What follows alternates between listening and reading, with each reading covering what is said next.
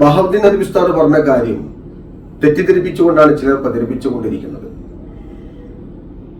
ശൈശവിവാഹത്തെ എതിർക്കുന്ന ആളുകൾ അത് പഴയ കാലഘട്ടത്തിൽ നടന്ന നിരാക്ഷേപമായ ഒരു സംഗതിയാണ്.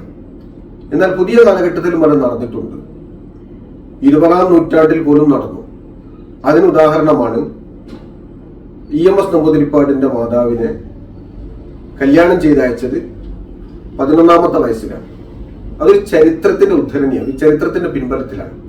അത് പ്രഭാഷകൻ, പണ്ഡിതൻ, പ്രബോധകൻ, എഴുത്തുകാരനൊക്കെ ഉദ്ധരിക്കുന്ന സാധാരണ ശൈലിയാണ് ഒരു ചരിത്രത്തെ പറയുക എന്ന് പറയുന്നത്, ഒരു കാര്യത്തെ അവലംബിക്കാൻ. ഒരിക്കലും അതൊരു കമ്മ്യൂണിസ്റ്റ് ആചാര്യനെ ആക്ഷേപിക്കലോ അല്ലെങ്കിൽ ഇടതുപക്ഷ MLA-മാരെ MP-മാരെയോ വലതുപക്ഷ MP-മാരെയോ MLA-മാരെയോ അധിക്ഷേപിക്കലോ ആകുന്നില്ല.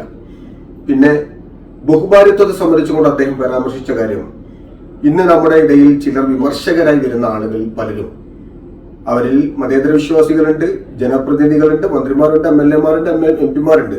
അതിൽ പലരും ഒന്നിലധികം ഭാര്യമാരായി സ്വീകരിക്കുന്നതിന് പുറമെ ഭാര്യ അല്ലാത്ത വിധത്തിൽ അവർക്ക് സ്റ്റെപ്പിനിയായും കാമുകിയായും ഉപയോഗിക്കുന്നവരാണ്, ജീവിത പങ്കാളികളാക്കുന്നവരാണ്. ഇതും ഒരു യാഥാർത്ഥ്യത്തെ സംബന്ധിച്ചുകൊണ്ട് പറഞ്ഞതാണ്. ആക്ഷേപിക്കുകയോ ഒരാളെ പരിഹസിക്കുകയോ എന്ന ഉദ്ദേശത്തോടു കൂടി ബഹുമാനപ്പെട്ട നദവി ഉസ്താദ് ഒന്നും പറഞ്ഞിട്ടില്ല. പിന്നെ എന്തിന്റെ പേരിലാണ് ഈ ആക്ഷേപങ്ങൾ, അധിക്ഷേപങ്ങൾ ഉണ്ടാക്കുന്നത്? അത് യാഥാർത്ഥ്യമാണ്. സുന്നി മഹല്ല് ഫെഡറേഷന്റെ നിലപാടാണത്. അത് സമസ്തയുടെ നാളിതുവരെയുള്ള നിലപാടാണ്. ആ നിലപാടിൽ നിന്നുകൊണ്ടൊരു മാറ്റം വരുത്തേണ്ടതില്ല. ബഹുഭാര്യത്വത്തെ സംബന്ധിച്ചും ശൈശവവിവാഹത്തെ സംബന്ധിച്ചും പ്രവാചകനെ വിമർശിക്കുന്നവർ ചരിത്രത്തിന്റെ പിൻബലമില്ലാതെയാണ് അവതരിപ്പിക്കുന്നത്. ചരിത്രം അത്തരം വിവാഹങ്ങളെ സാധൂകരിച്ചിട്ടേ ഉള്ളൂ എന്ന് പറഞ്ഞു വെക്കുകയാണ് ചെയ്തത്.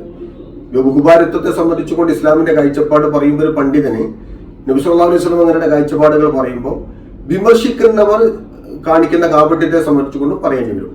അല്ലാതെ ഒരാളെയും ആക്ഷേപിക്കാനോ ഒരാചാര്യനെയും ഒരു കമ്മ്യൂണിസ്റ്റ് തത്വശാസ്ത്രത്തെയും വിമർശിക്കാനോ അവിടെ അദ്ദേഹം ഉദ്ദേശിച്ചിട്ടില്ല എന്ന കാര്യം വളരെ സ്പഷ്ടമാണ്.